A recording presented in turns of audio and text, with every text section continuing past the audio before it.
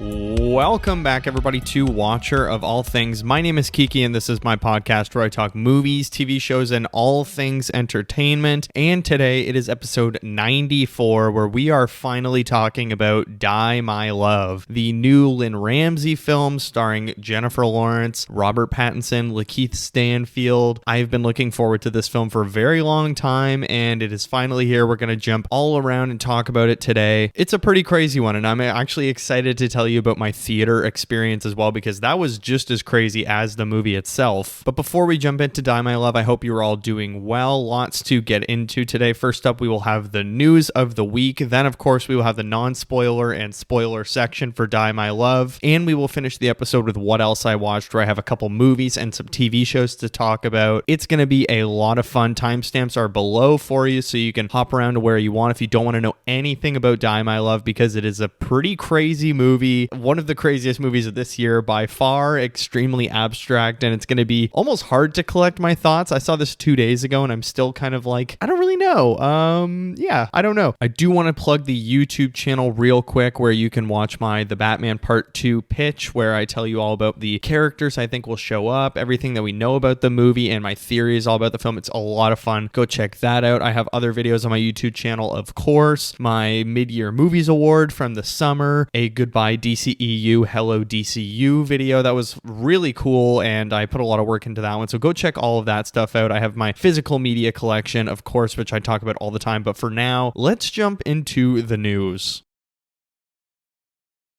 Well, speaking of the DCU, we officially have an announcement from Variety and many other sources that DC Studios is developing a new series for HBO titled DC Crime, which will be presented as a true crime docuseries hosted by Skylar Gisando's Jimmy Olson. The first season would focus on Gorilla Grodd, a DC supervillain best known for his battles with The Flash. Now, it's said that Wendell Pierce, Beck Bennett, Michaela Hoover, and Christopher McDonald are all returning as members of the Daily Planet alongside Skylar Gisondo. However, David Cornsweet and Rachel Brosnahan will not be coming back. I mean, that does make sense. It's just like the Penguin when we didn't have the Batman show up. Obviously, Robert Pattinson, he just didn't have a reason to be in there. It would have been cool if he did show up, but this does actually sound like a really fun series. And I think, when Superman came out this summer and everyone's like, oh, who are the characters we would love a spinoff for? I believe that Jimmy Olson, Mr. Fantastic, and Guy Gardner were obviously like kind of the three options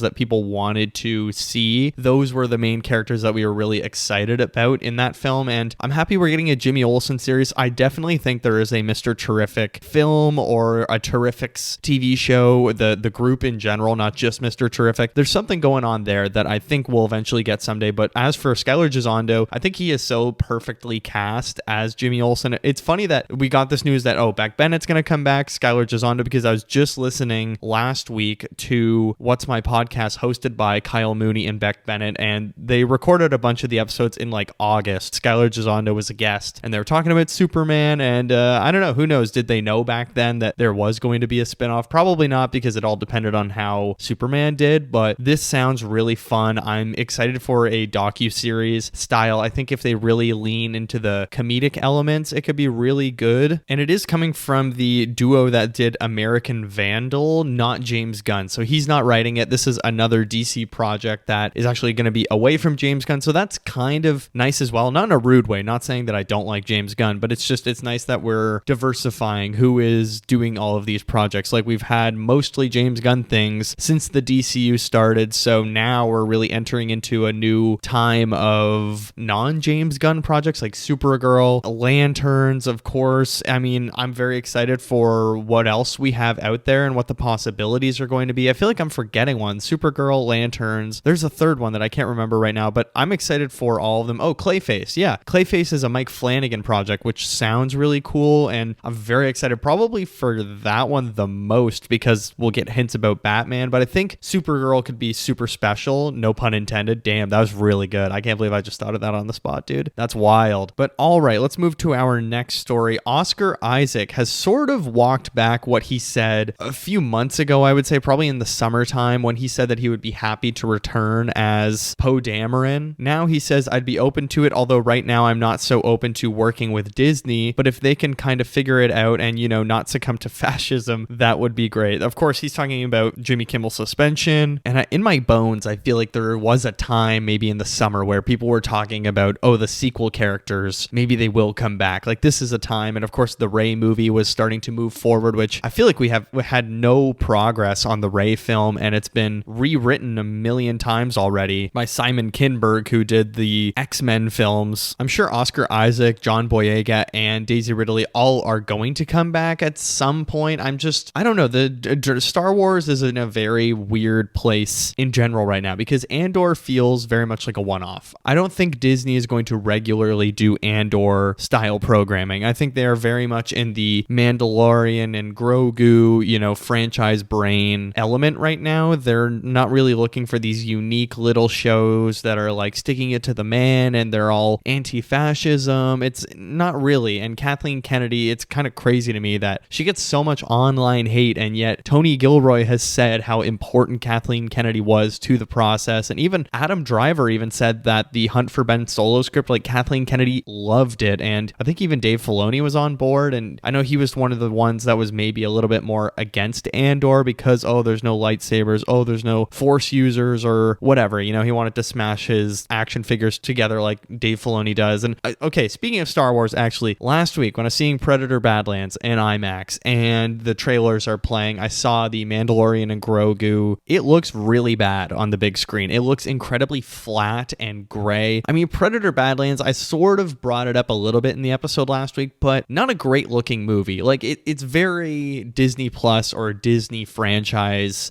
element or trademarks all over it with the gray haze and the big final battle being smoky and sort of a little bit blue and gray. But then you do have, the Mandalorian and Grogu, the trailer just looks like a Disney Plus trailer. It doesn't actually look like a feature film. And it's just weird that we are doing streaming lighting in actual cinema now instead of, being like, oh, wow, it looks so much more cinematic because they're on the big screen and it's a movie. So you think they would kind of push for the higher quality, but they don't really care, I guess. And that's disappointing to me because there are some very somewhat creative minds behind the show. I mean, Jon Favreau, he has shaken up Star Wars a little bit for better or worse. I mean, The Mandalorian was like a huge shakeup or a huge change for Star Wars from just doing the sequel films. It was the first kind of Disney Plus show that was a big deal, but it's just kind of crazy to me how Disney Plus and Star Wars has gone off the rails since then. A lot of it for the worse. Like, I think it is very much a slop franchise now where everything has to be connected. Everything is like the next, or the projects are just completely unconnected. And it's like, glup shitto. It's literally just random characters showing up that you might know if you've read Star Wars Legends or watched the Clone Wars. And that's fun to an extent, but it does feel, once again, and what I always say about Dave Filoni, action figures hitting together. So I don't really want Oscar Isaac to, first of all, come back when Disney is still doing all this fascism nonsense under fucking Bob Iger still. And I would love Oscar Isaac to come back at the right time when things get a little bit better and maybe there is an actual project that could be top quality, like a Hunt for Ben Solo, which I'm still mind blown that we are not getting that, because the fact that they're like, oh, well, didn't he die? How could he come back? It's like, well, okay, what about his Force Ghost? Or what if it's like, I don't know, way before? What if it took place like 10 years before and it's the Knights of Ren, which I completely forgot. And this just shows how long it's been since I've seen The Return of Skywalker. I've not seen it since theaters when my brother and I went and saw it. And I said when we were talking about the story in the news that week of, oh, the Hunt for Ben Solo might be like the Knights of Ren hunting after him after he's died or something like that. I forgot that he killed the Knights of Ren in The Rise of Skywalker, right? Like that was the third act fight with Palpatine and it was the Knights of Ren. So my bad, guys. I can't believe I forgot a detail of episode 9, arguably like the worst Star Wars movie ever, making The Last Jedi look like Empire Strikes Back, which I don't know. Okay,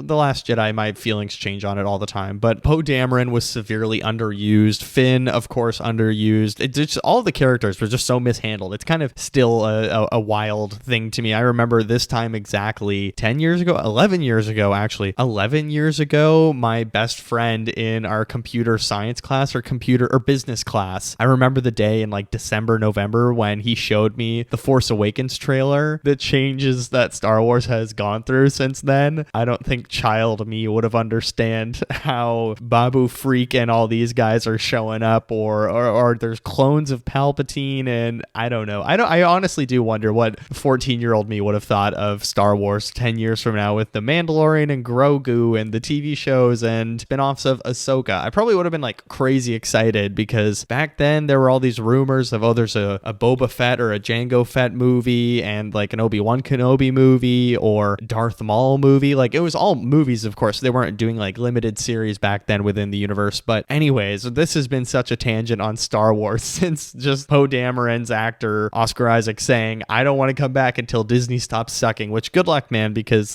they're sucking hard. But all right, another AI story to talk about this week. I don't want to just like bash AI every single week, although it pisses me off. I literally get so angry about AI sometimes it's almost irrational, but I feel like things are being stripped from me with AI. But German court rules that OpenAI violated copyright laws by training ChatGPT on copyrighted music. Case could set a precedent in Europe for how AI companies use copyrighted materials. OpenAI disagrees with the ruling and can appeal, but the German Music Rights Society said the internet is not a self-service store and human creative achievements are not free templates. Today we have set a precedent that protects and clarifies the rights of authors. This is what I was talking about last week, that there needs to be either companies monetizing and saying, okay, well, if you're going to rip off stuff and like OpenAI and things like that, like you're going to take trademark things, you have to pay the artists and you have to pay the companies that own them, or they need to shut it down completely, because otherwise, yeah, it's just going to be art that's getting ripped on all the time. Like, oh my God, almost every day I see some doofus posting his AI demo model on Twitter or whatever because it's Elon Musk pushing it on my algorithm, being like, oh, Hollywood's in the past, look at this video game I made, or oh, look at this movie I made. And it's like so clear what it's being torn from, you know, it's like a Studio Ghibli movie or whatever it might be. There's like such a clear shot of what they are ripping off, and it's just, you guys aren't getting away with this. The inspirations are there, and it's not like, you know, people can argue, oh, well, filmmakers, they rip off other people all the time. It's like, yeah, but that's human inspiration into painting an inspired photo, or, you know, doing like filming something in the style of something else because you love it so much, but you're getting a computer to do it with AI. That's so lame as shit. You are not talented at all. Like, Hollywood artists openly talk about like ripping their inspirations off all the time, and that's just what you do. You get inspired by things and you're like, oh, I want to make it in the style of that, but tell my story. And that's what artists do. They don't just say, computer, make my, I don't know, Facebook profile picture in a Simpsons style. That's lame as shit, and you're not doing anything. It's just, I don't know, court rulings like this in Germany are a very good start, and I think we do need to start somewhere. Like, we need to start cracking down on stuff that's clearly being ripped off, and people are having their art stripped by the internet and by OpenAI or ChatGPT or whatever it is, Grok, you know, and shit like that. That's taking away the incredible things that they've crafted. But our final story of the week, Tom Ford has set his next film, Cry to Heaven, with a star-studded cast including Aaron Taylor-Johnson, Adele in her first movie debut, Kieran Hines, George McKay, Mark Strong, Colin Firth, Paul Bettany, Owen Cooper, Daniel Quintoy, Hunter Schafer, Josephine Theisen, Thandwin Newton, Theodore Pellerin, Daryl McCormack, Cassian Bilton, Hawk Hanneman, and Lux Pascal. That is a crazy cast. He did one movie, I think it came out probably 2014. I cannot remember the name. It's escaping me right now. I have to go on Letterboxd and look it up. Tom Ford, director, Nocturnal Animals. That's what it is. I had to write a paper about Nocturnal Animals in university. Really, really good film. Oh, also Nicholas Hoult is in the film. So just a star-studded cast. I'm very excited for this. I think Nocturnal Animals was an awesome story. I can't remember if it was a book as well, but still, it's like Tom Ford has the directing juice because that movie is tense. It is so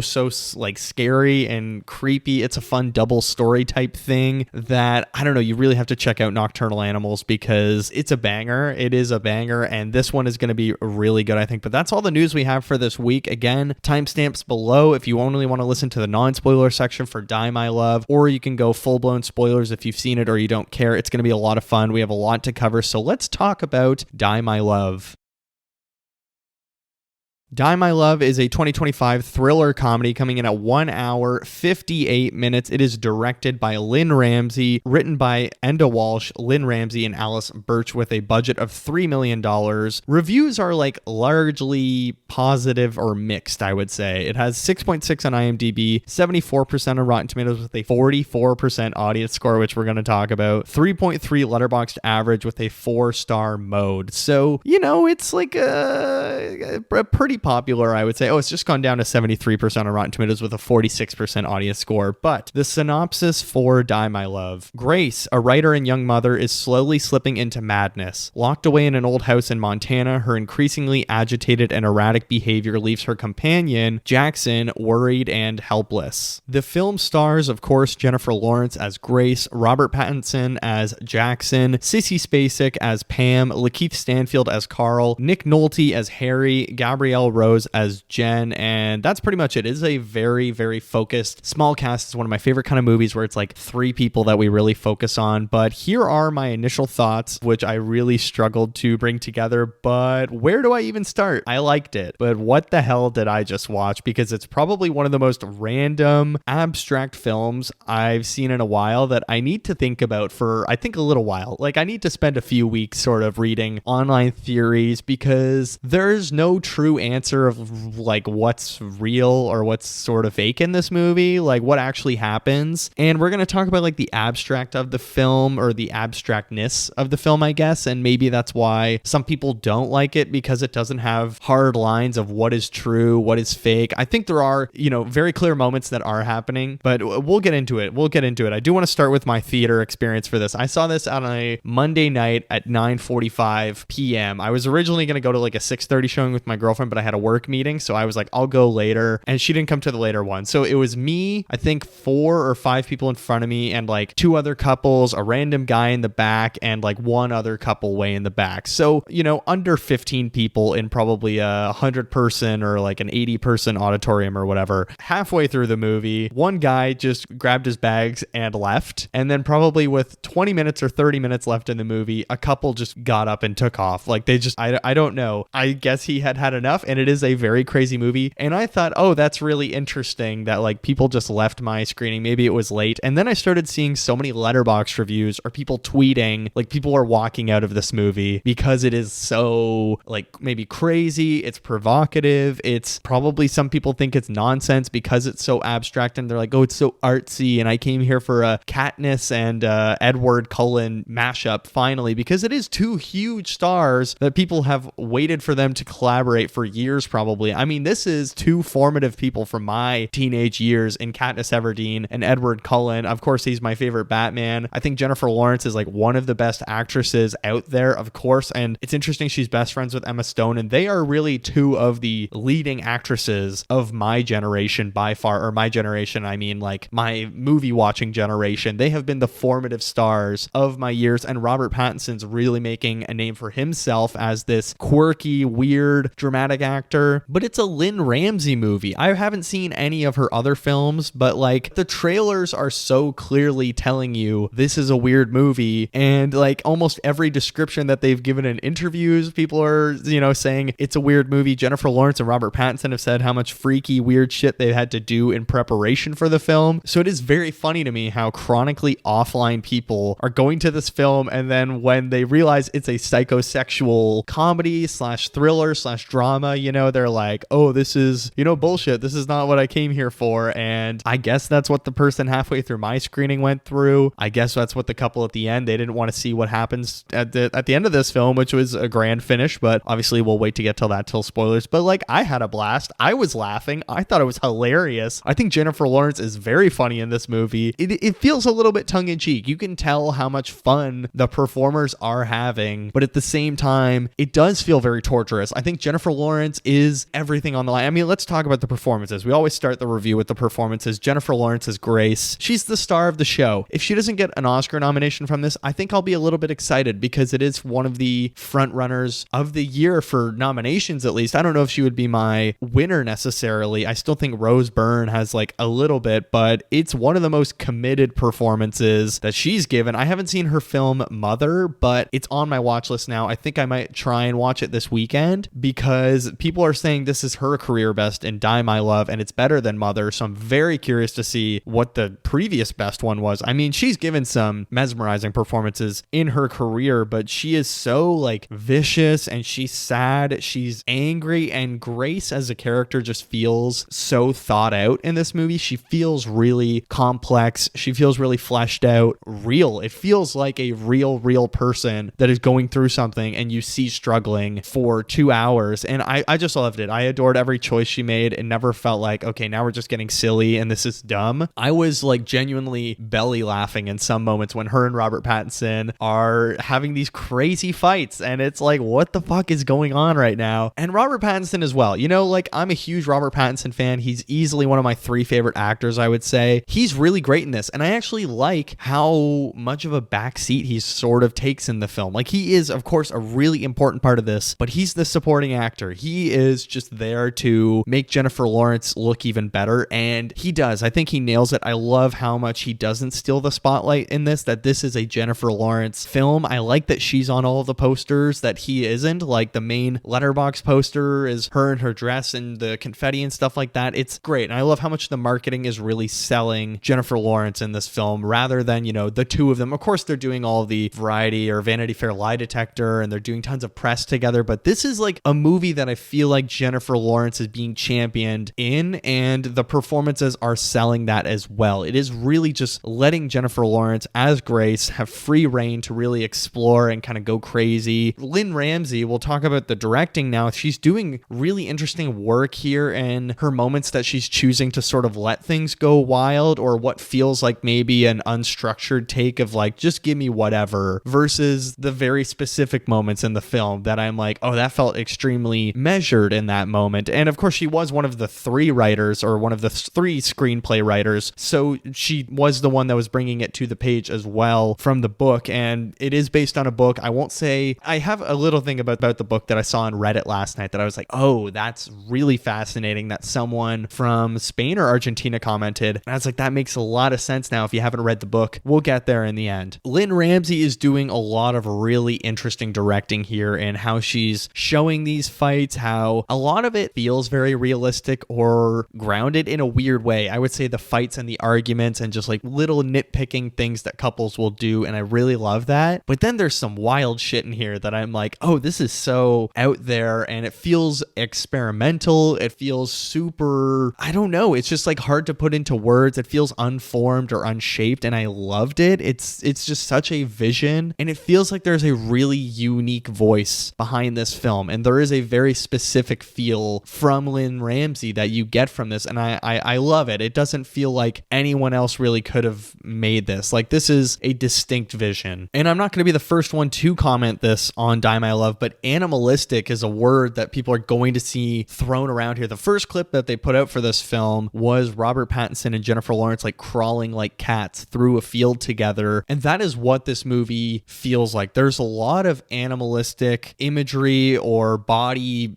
shape or physicality is what I'm trying to say. There's a lot of animal physicality in here, but there's also a lot of use of real animals in this film. There's horses, and there is a dog, and it's, oh, we should get a cat, but they get a dog, and it plays a part of this movie, but I don't want to talk about it obviously because spoilers. But I really loved how almost like drama class this movie feels. Of, it's like, we're gonna do an experiment today where I need everyone to crawl around and give me their best cat impression, and it's like obviously not gonna be for some people, it's not gonna be for everyone, but I just found so much joy in it, of like watching these 2 stars who were in these giant franchises. And maybe it is the meta element of Lynne Ramsay directing these 2, but at the same time, I've seen them in extremely dramatic roles or very off-color roles that are cool, like, you know, Robert Pattinson in Good Time and The Lighthouse and stuff like that. Like, he is known to be a bit of a weirdo now when it comes to his acting choices. I mean, he plays Batman, who is a weird guy, still a franchise, but of course, like, they were in 2 of the biggest franchises of my youth, as I said. They were in Hunger Games and Twilight. Obviously, it is a little shocking for others to see them doing these drama class exercises on screen, but I love how this film really prioritizes the sensory and the vibes. I mean, not to use the most Gen Z slang ever, but like, this is a vibes movie. It's not really a structure or a plot film, and that's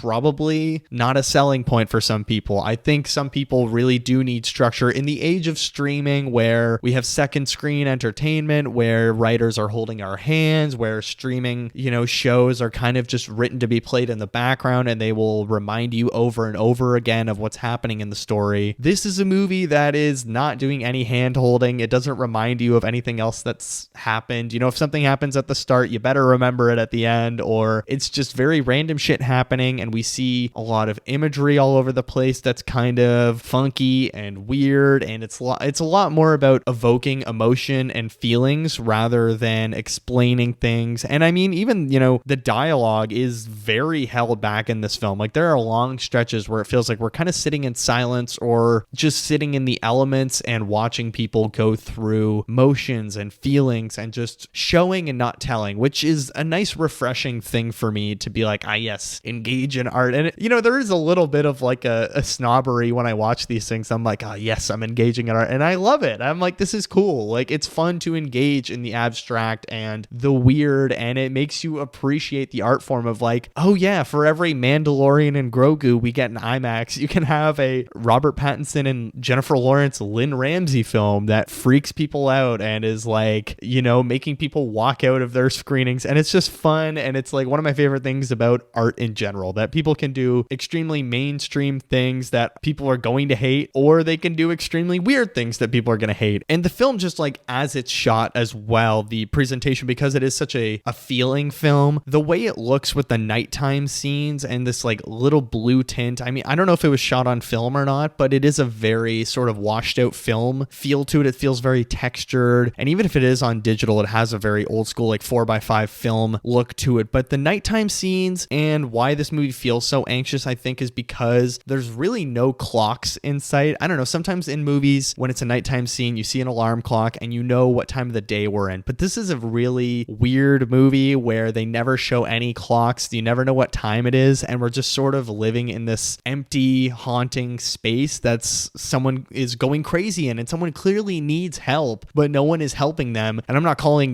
Grace crazy. I think everyone has failed her in this film, but it's so fascinating how Lynne Ramsay is almost torturing us in this like weird space where we're outside, it's nighttime, then it's daytime, then it's evening, and it's like, is it morning right now? Is Jackson just getting home from work, or is he leaving for work? I don't know. Did Grace just wake up, or is she going to bed, but she also is like hanging out in her house clothes for a lot of this, or what's going on here? I don't really know. Or they're drinking beer. Maybe it's a morning beer, maybe it's an evening beer. And it's just so much fun how this movie makes you anxious, but it's making me 100% more anxious because we don't know what time of day it is. I don't know who's doing what, and it's just like letting us live outside. And all the nighttime scenes as well, just one more thing on the nighttime scenes, they never turn almost any lights on in their house. When it's nighttime, pure moonlight and pure sort of mood lighting, I would say. And I really love that because it adds on to not showing the clocks, not having any lights on, not being able to really tell like what part of the evening it is. Is it super late? Is it 8 p.m.? I don't know. Turning all the lights out and just putting our characters outside, standing in their yard, is so much fun. And I think it does so much of the heavy lifting for me and the anxious feeling, because I just hate that. But the actual meat of this movie, of course, the synopsis says she's slowly slipping into insanity, essentially. And the premise of the movie is, of course, they've just had a baby. And this is a movie tackling postpartum depression and isolation and the difficulty of coping with new chapters in your life. Both new chapters in your life where, a baby is born, or there's other chapters in your life where there is death and you have to learn how to cope with that and losing someone. Your routine and your identity can change when you're an individual, or you are pregnant and you are known for 9 months as, the pregnant mom, the one that's going to be a mom soon. And it's a big deal. It's a beautiful thing. Or you've been married for 60 years or whatever, and you lose your spouse. How does that affect someone's identity? And how do they lose a little bit of themselves when that person is gone, or they've given birth to the baby and it's its own person now, and it's like out there in the world is almost taking a little bit of ownership of that it's not just yours anymore. And I really love that with Grace and her baby, how Grace is a very helping person. She wants to help people, like Jackson's father, who we see in this story, and he is someone who, I think he has Alzheimer's, and this isn't really spoiling anything. He has Alzheimer's, and it's an interesting part of the story how the rest of the family sort of talks to him and treats him like like someone with Alzheimer's, and they don't see him as someone that just wants to be treated kindly and just be part of the conversation versus,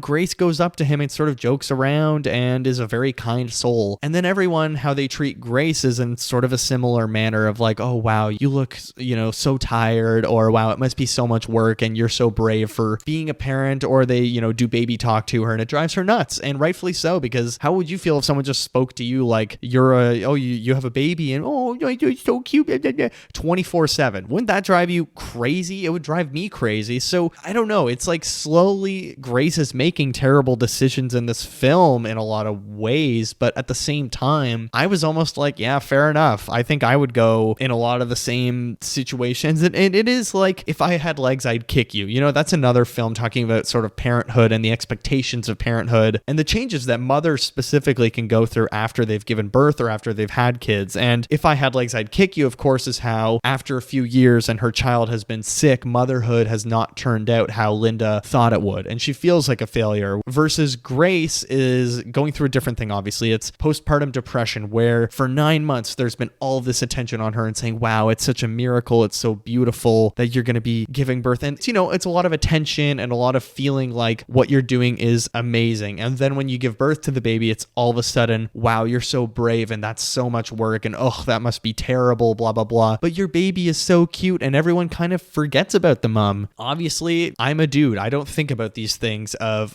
me getting pregnant and carrying a child to terms. And then what's it going to be like when the baby is not part of me? And, I don't have little siblings and I didn't have a parent who was pregnant, or I haven't had a sister who's pregnant or a cousin. I haven't really lived closely to someone who has gone through all 9 months and I've witnessed all 9 months, so I'm very separate from that world. So it is very interesting to see these films that are tackling the postpartum depression and the shifting emotions and how mothers feel in the world when they are pregnant versus when the babies come, and sort of the attention shifts to the baby, and when your significant other's attention also shifts to the baby. Even we saw that a little bit in One Battle After Another with Perfidia Beverly Hills after she's had her child with Bob, and how Bob is all of a sudden adoring their child and taking so much care of their child, but Perfidia thinks like, oh, you don't love me anymore, like my body's changing, I can't accept this. And it's a lot of anxiety and stress for her. And it's the same thing here for Grace. A lot of this story comes down to sexual frustration, that Jackson is not attracted to her anymore. They aren't,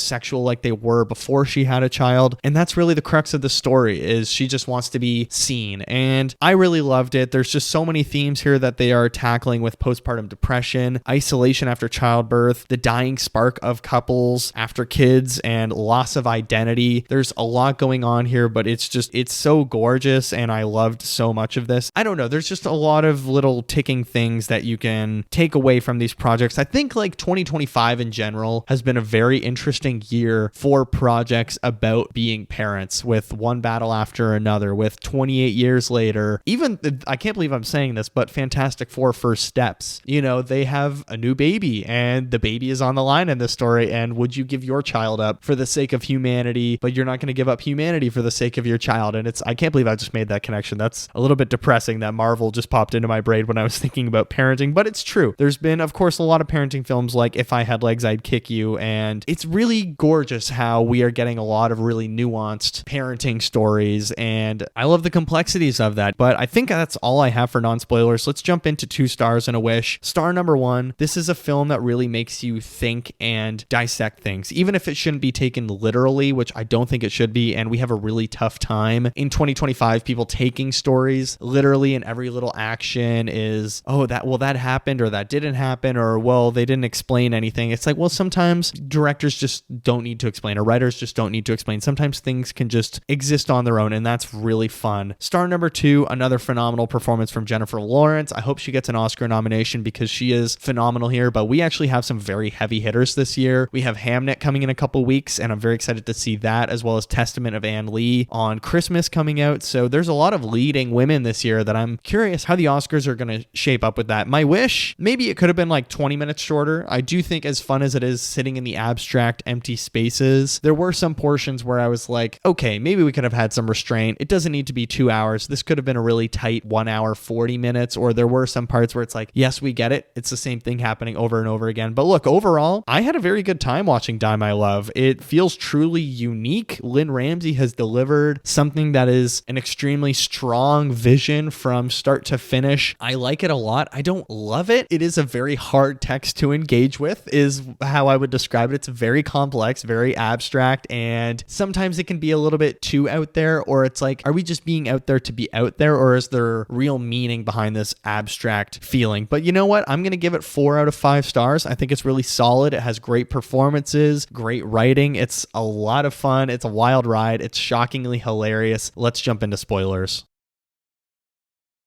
Alrighty, spoilers for Die My Love. Okay, the first thing I want to talk about is the actual title for the book in Spanish. So it's based on a book called Matate Amor, which is translated to Kill Yourself, My Love. So a very different context from Die My Love. I think like Kill Yourself is so much more of a self-action versus like Die My Love is just a let it happen type of thing. But that's just a very interesting connotation that I saw on Reddit. But let's get into the meat of the spoilers. So Jackson is cheating on Grace almost immediately after the baby is born. I almost felt like it was a paranoid vision when that thing in the diner happens with him and the server, but then obviously the box of condoms and the continuous box of condoms in his truck every single time they go around driving with their kid in the back or their dog in the back or whatever it might be is a dead giveaway that like, yes, that actually happened. But that again just goes into the whole like abstractness of this film. There were moments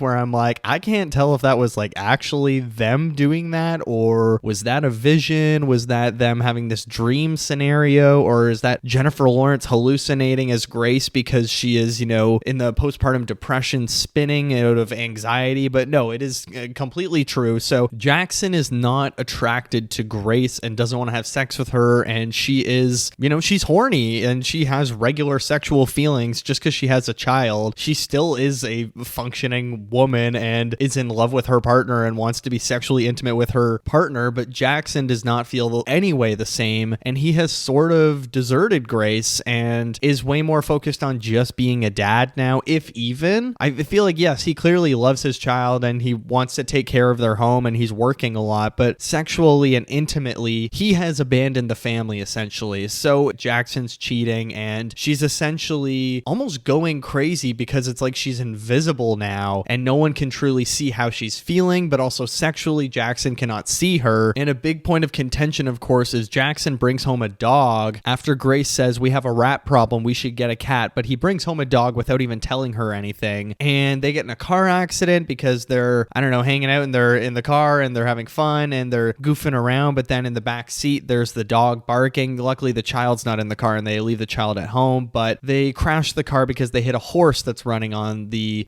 road, and the dog is whining. But Grace has this one line that says, something you love is suffering, put it out of its misery, which is sort of a big hint of what happens later in the film. But I thought it was really interesting how Jackson is someone who would rather watch someone suffer than do anything to intervene, or he's like, oh, I'll take it to the vet tomorrow, but like clearly it's dying. But at the same time, like, yeah, he could have just taken it to the vet tomorrow, but Grace is very quick to say, let it die, let's kill it, because we have these, I don't know, almost she has an issue with giving something up or trying to help it, but at the same time she is a helper. So it's a very complex moment that when she said that, I was like, oh, what a weird character moment and what a strange sort of wrench in the works for their character dynamic, because it seems like Jackson doesn't want to do tons to help and he's not really equipped to help Grace. He's fine helping the child, he's at home working, blah blah blah, or he's, you know, providing for the family, I guess, but at the same time he's not trying to push her to be creative after the baby is born. He's not attracted to her anymore, he's not intimate with her, and he brings home a dog that he doesn't even care enough about to immediately take it to the vet because it's been whining since the car accident and it's hurt, and he won't put the dog out of its misery by putting it down, and he won't help Grace. And it's just like a very, I don't know, it was a very complex scene that I was like, oof, that hit very hard when she said that. But we spoke a lot about animals, and speaking of the dog, but this movie features a lot of animals, not just them acting animalistically, like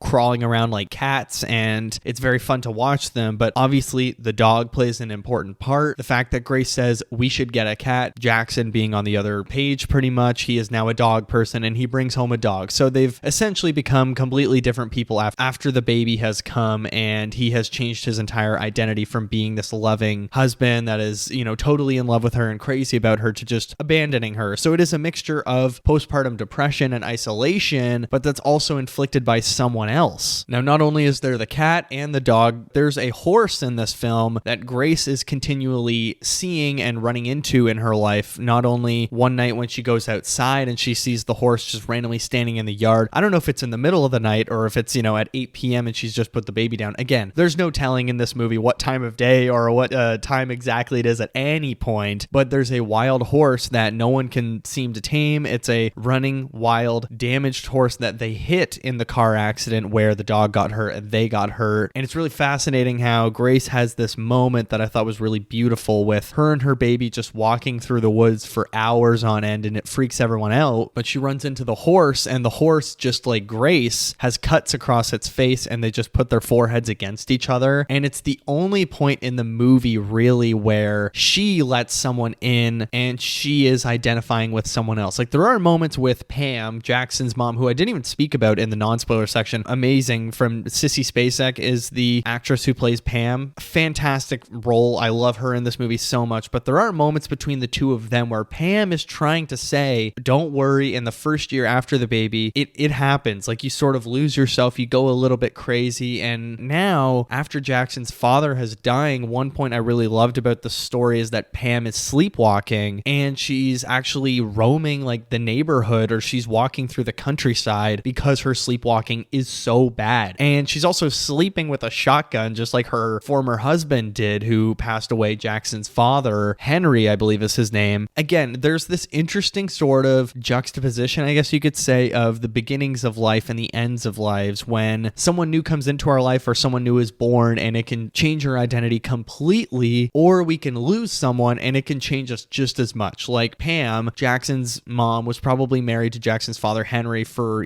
60 years, 70 years. That person's gone, and it's like losing your other half and someone that is not only changing you over the course of your life, but someone who has cemented you as who you are because they reinforce the things they like about you. And it's like a really sad thing that I honestly wasn't expecting from this movie. I didn't think that we would be going into the effects of death on people and how death can really torture you and leave you feeling lost and identityless because you've lost someone else. But sometimes other people are just as important to our identity as we are. And Pam's a really interesting choice, along with the horse, of people that are trying to get into Grace's life or trying to even help her or reach out to her, but she refuses help or chooses to let people in. With Pam, she says, oh, Grace, don't worry. Like, it happens to all of us. I'm here if you need anything. And Grace all of a sudden gets very defensive and then leaves the house like, oh, thanks for the iced tea, and takes their son and leaves. Versus the horse, she sees the horse running wild. The horse approaches her and she lets the horse in and has this very intimate moment. And it's the only moment in the film where it feels like someone truly understands Grace. There are other moments in the movie where it feels like Grace is understanding others. And even in that Pam scene where they're having iced tea at the table or whatever, it feels like Grace is sympathizing with Pam and saying, like, Pam, you have to take care of yourself, and being very loving. And it's a very gorgeous moment between the two women. But the horse scene really struck me because it is a moment where she's letting someone in emotionally. As for the whole, Grace is actually cheating on Jackson as well because of this mysterious biker who is just constantly going by their house on the motorcycle, and it's like, who the hell is that? And it's Lakeith Stanfield's character, who I didn't really talk about because I was like, there's not much I can say about him without spoiling things. And I thought that whole character line or character arc with Lakeith Stanfield as the mysterious biker who has his own life issues, or his own life stresses, I should say, how he has a child that is disabled. Him and his wife are very clearly stressed, and we have this moment at a grocery store where there's Grace and Jackson who are having their own sort of stress, and they're sort of nitpicking and being a little harsh with each other. But then you have Lakeith Stanfield's character and his wife who are very clearly at odds with each other, and their child is having a difficult time. And it's just very sad how both of these couples are going through their struggles, but how infidelity is playing a role in both of their lives. And it's like, what is Lynne Ramsay trying to say about these couples? Maybe that as hard as the situation is in your life, intimacy, whether it be emotionally or actually sexual, whatever the intimacy might be. Intimacy is so important in couples, and intimacy is like a vital part of ourselves, that we can feel truly comfortable and truly open and vulnerable with someone and feel that love. And it was just very fascinating how Jackson is cheating, but then Grace finds someone who is also in a similar situation where they have a stressful life and now they are lashing out a little bit at their own relationship. And I just really loved all of the sort of exploration of infidelity in these intimate-less, non-intimate, intimate-less, whatever these lacking of intimate relationships might be. But I want to talk about the ending, because the world moving on without Grace is a huge part of this when Jackson checks her into an institution. Now, apparently the book is very different from the film. I think the book, if I read correctly, the book is they actually just kind of break up at the end. They both say they've been cheating, and it's like it's a very different breakup. Whereas in the film, and I really thought the title card was very out there for this film, when we get the whole Die My Love, it's a fire going through a forest. And I was like, okay, so a forest is going to get set on fire in this film. The world has moved on from Grace once she is checked into the institution. Jackson buys a new car. He's cleaned, remodeled, repainted the house completely, and he has named their child, who was previously unnamed. He's named the child Henry. So it's a lot happening without Grace. It's a very sad moment, because it's like the world is okay without Grace in some ways, and it leads to the big ending where she does take her own life by going in the forest and burning her journal that she has been keeping in the institution. She just says to Jackson, enough, and walks into the forest, and he kind of sits at the car for a while. And it was just a very sad moment to me that Jackson did so much in their life without her and didn't tell her like, oh, I'm excited for us to do more new things now that you're home. There's so much more I want to do. Instead, it's like, yeah, I remodeled, I got a truck, don't worry, like other people are taking care of me, is almost how it feels moving on without her. And at the same time, at the end, I was questioning what's really happening here. Is there really a fire? Like, has she actually set the forest on fire and has killed herself in a forest fire, and Jackson has actually seen it? But I think it is maybe a very literal ending where, yes, she has taken her life and she has started a forest fire. A very sad movie that goes to a lot of dark places with isolation and depression after new chapters in our lives where we feel like we're losing parts of ourselves. And it's just really wonderful work that I do want to revisit someday. But that's all I have for spoilers, I'd say. Die My Love was really solid. 4 out of 5. Let's get into what else I watched.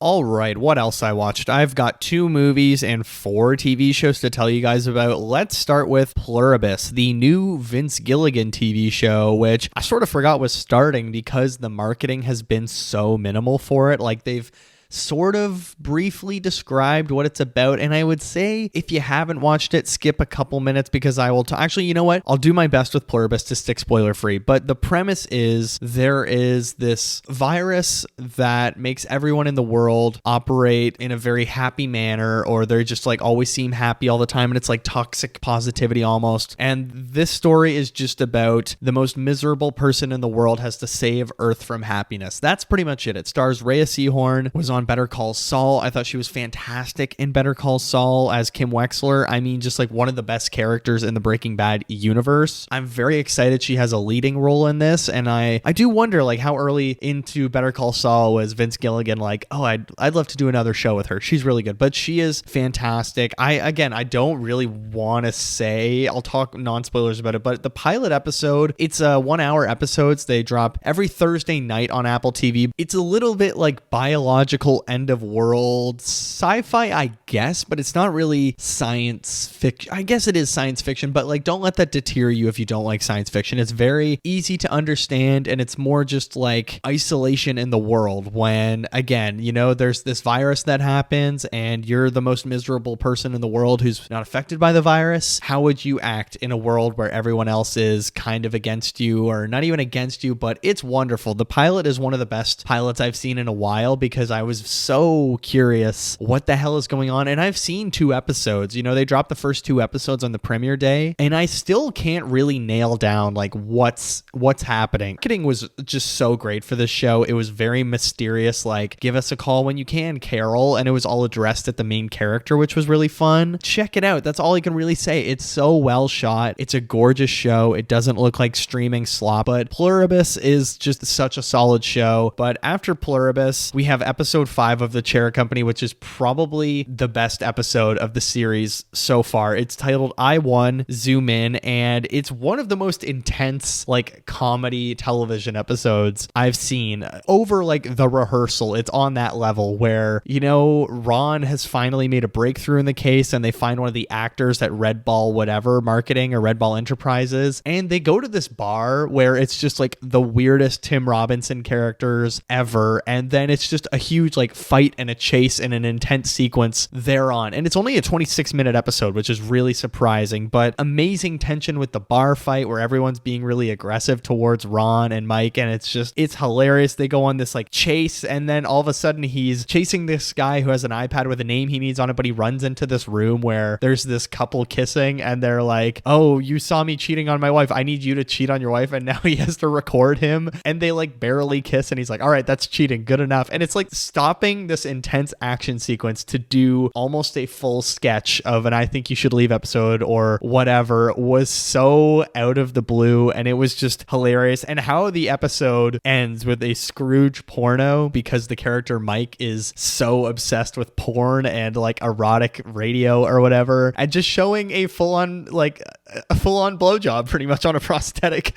Clearly a prosthetic, but when the episode was ending, I was like, wait, where is this going? And then when Ghost of Christmas Past takes the hood off and it's like a really good looking woman, I was like, oh no, is this a Scrooge porno? And it is, and they show the dick and they show a full-on start of a blowjob, and I was like, I didn't know HBO could do that. And the internet reaction to that was hilarious. How people are like, what the fuck? Can they show that? Is that allowed? And it's just so fun how they're pushing the boundaries. Comedy without a net, no more bullshit, as Tim Heidecker would say. And it's just, The Chair Company continues to amaze me. I think we have 3 more episodes, and I love week to week TV, and The Chair Company is just such a hoot. I don't even know how to recommend it to people. And I saw so many funny TikToks and like comments on Reddit and stuff like that of people being like, of course, the week I recommend The Chair Company to like all of my workplace or my boss or my friends, that episode happens with the blowjob at the end. And it's like, yeah, that's brutal timing. That is not something that you want to be recommending as soon as they start. Like, oh no, give this show a chance, it's really funny. And then they get to episode 5 and that happens. Oof. But okay, the next show, I watched 4 episodes of the Batman the Animated Series from like 2004. So season 1, which is the season I'm on right now, it's a lot of the introductions because it is a younger Batman and he's only sort of just started. So we've had like Joker, we've had Bane, we've had Catwoman, we've had Man-Bat, we've had Mr. Freeze, who is actually voiced by Clancy Brown. And I was like, oh, what the hell? What is he doing here? And it's interesting how many voice roles Clancy Brown has had. He's had, you know, on Justice League, he was Lex Luthor, but he's also just done so much amazing stuff. He's in Invincible, I believe. No, he definitely is. He's the blue twin guys in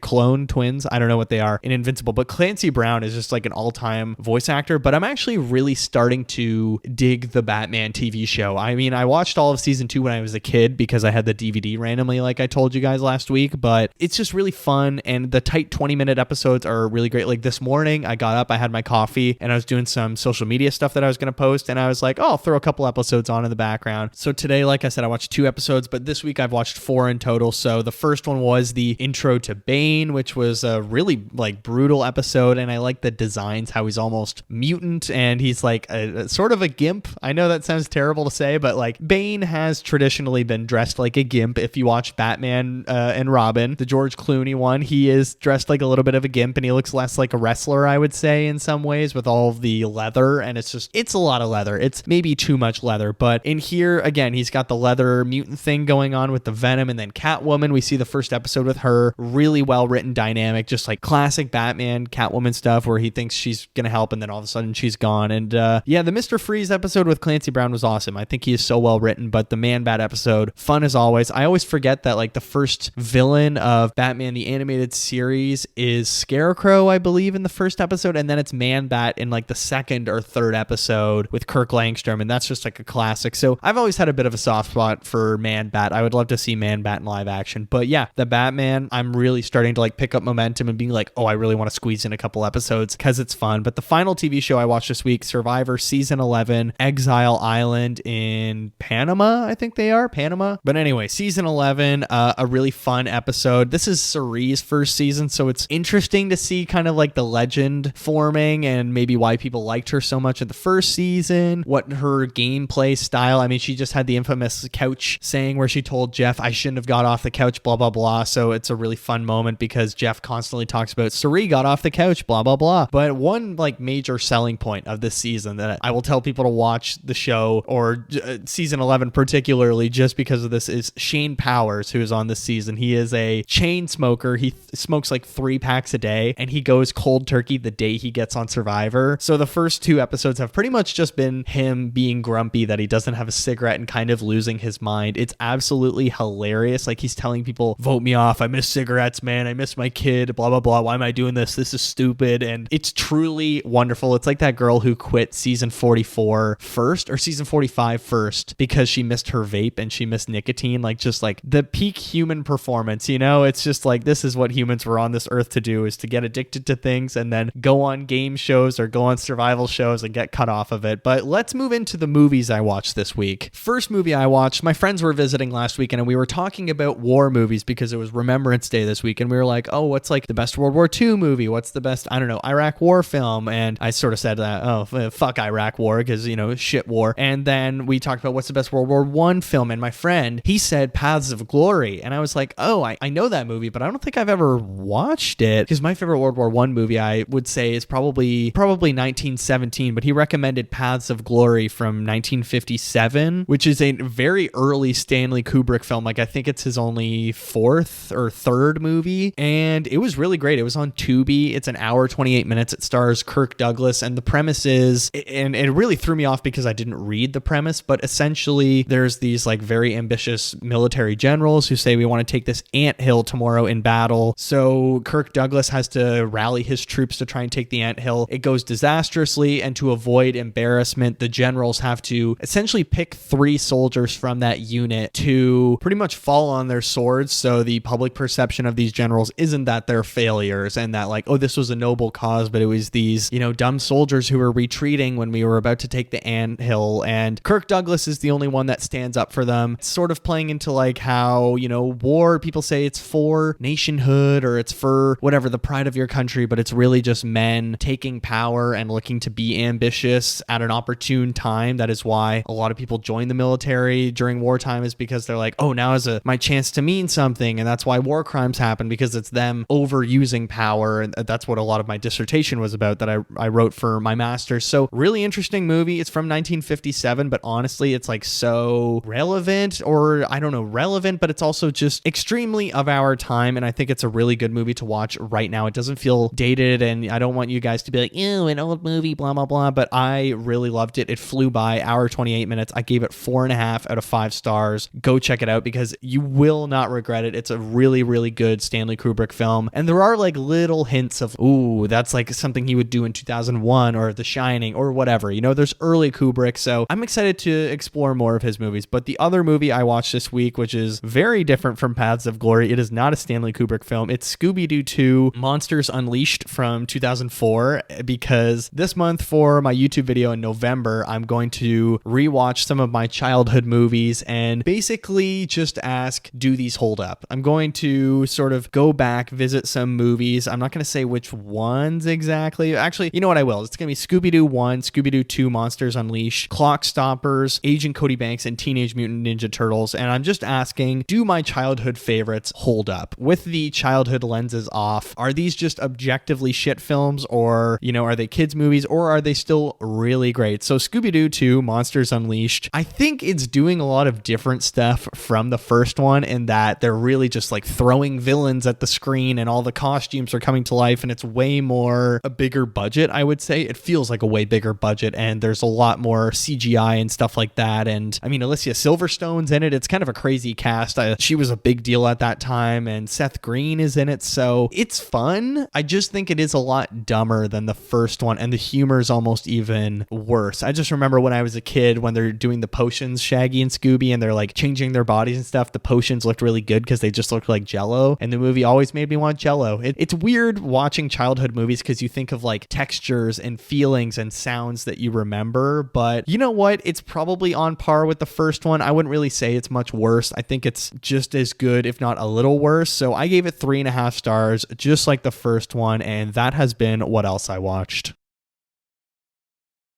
And in fact, I think that's going to do it for episode 94, Die My Love. What a ride it was. I feel like I barely cracked the nut in the non-spoiler section, but there's just so much I don't want to give away. It is a movie that it's hard to tell people about without being like, you know what, you should just watch it. Go check it out. But as always, please rate and review the show wherever you get your great podcasts like Watcher of All Things, whether it's Spotify, Apple Podcasts, Amazon Music, or Acast. We are, of course, an Acast produced show. Rate us 5 stars. You can leave a comment right underneath the show on Spotify, right underneath where it's playing right now. Just hit the comment section and you can say something. What did you think of Die My Love? What's your favorite Jennifer Lawrence performance? What's your favorite Robert Pattinson performance? This one was a lot of fun. And if you're on the YouTube channel, hit like, subscribe, comment down below. Same thing. What's your favorite performance? What do you think of their trajectory and their careers, going from these huge franchises that were kind of staples for us all to what they are now as these really established, amazing actors. If you want to get in touch with the show, you can email me, watcherofallthings@gmail.com, and find me on social media. Instagram and Threads are at Watcher of All Things. The TikTok account is at watcher.of.all.things. I post on social media every single day. I do different kinds of videos, whether it's Survivor recaps, random 5 favorite posters from this year, whatever it might be. All that social media stuff is a lot of fun. It's linked below, as well as my personal Letterboxd account, KikiJ70. That's KIKIJ70. Follow me on there. You can read my reviews early. Drop a comment under one of my reviews that you found me through the show. I will follow you back. Let's build a little community. Next week is a big one. It's not going to be Sentimental Value, The Running Man. I have to wait until next week to see both of those because I'm actually going home this weekend. But next week we have Wicked for Good. I am seeing it in IMAX. I am not really excited. I'm just like, oh, it's